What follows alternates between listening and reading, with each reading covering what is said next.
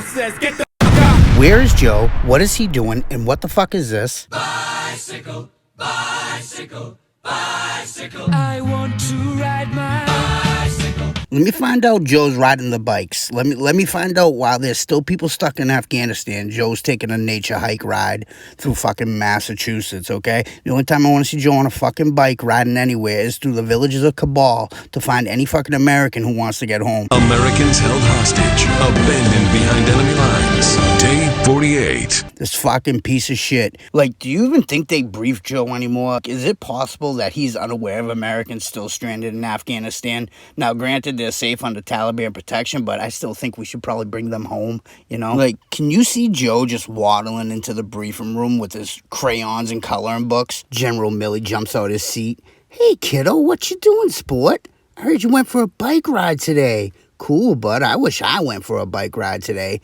But right now, the grown-ups got to finish talking. But when we're done, maybe someone can get an ice cream? 2 ice creams, you little piggy. Well, then you got to save some room. So get those crayons out of your mouth and let's get you back to that daycare, buddy. Okay? I'm not sure if Joe's even allowed to be 50 feet within a daycare, but that's not the point. The point is, he's useless.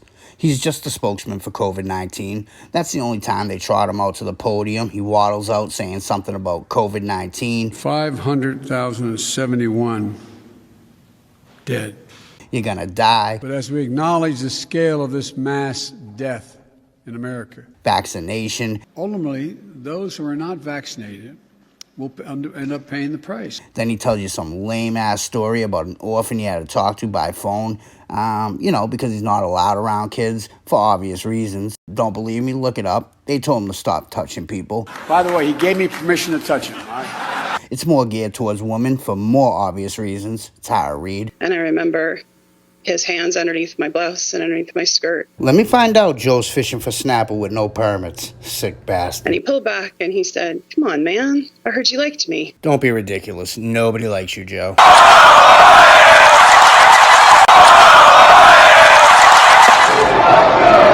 I love it. I bet you do, you little white supremacist. Let's keep it real, though. If there is one thing a white supremacist might know more about than hate and racism, it's NASCAR. And these cancers to society have been shouting for Brandon since the start of college football season. And he heard y'all front yard cross-burning maniacs loud and clear. Oh my God, it's just such an unbelievable moment. Brandon. Congratulations, Brandon, on your NASCAR win. As you can hear the chants from the crowd. Let's go, Brandon. NASCAR, the official sponsors of domestic terrorism and everything white. Is NASCAR even a sport, though? Tell someone you were driving in circles for 8 hours and let me know if they say to you, keep that up, buddy, one day you'll go pro. I doubt it, because driving in circles is just a waste of time and gas. Not to mention, these bored motherfuckers are trying to see who can do it the fastest. Good job, guys. 499 more circles to go. Let's go! Let's go! That's way too much excitement for 5 hours of high-speed circle chasing. But enough about NASCAR.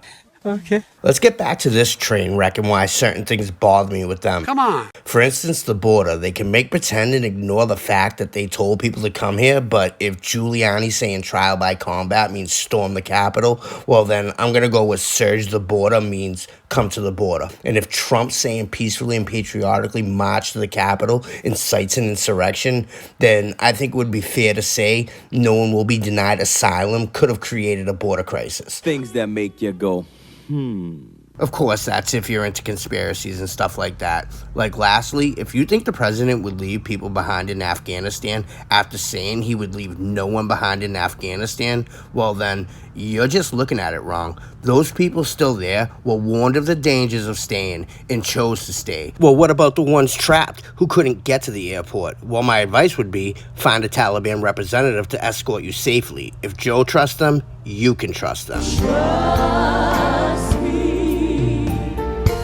They made their choice despite the risk. Wait a second. That's kind of like vaccine. All jokes aside, I still think it's insane that we gave the Taliban not one, but 2 airports. Because what do you do when someone attacks you with airplanes? Take away the airplane. Nope. Give them airports. But that, my friends, is Biden logic. Thank you not only for what you do for the credit you've given me that I really don't deserve. Simon says, get the fuck up. Hey, I just want to thank everybody for pulling up and rocking out with me. Don't forget to join our groups on Facebook, This Week in Stupid and Let's Argue, Ready, Set, Meme. Go ahead and follow me on Twitter at Bugsy2Bangs. Subscribe to the channel, share the videos, like the videos, love me, do all that good stuff. Don't forget, stay great, be safe, don't be a pussy. Till the next time.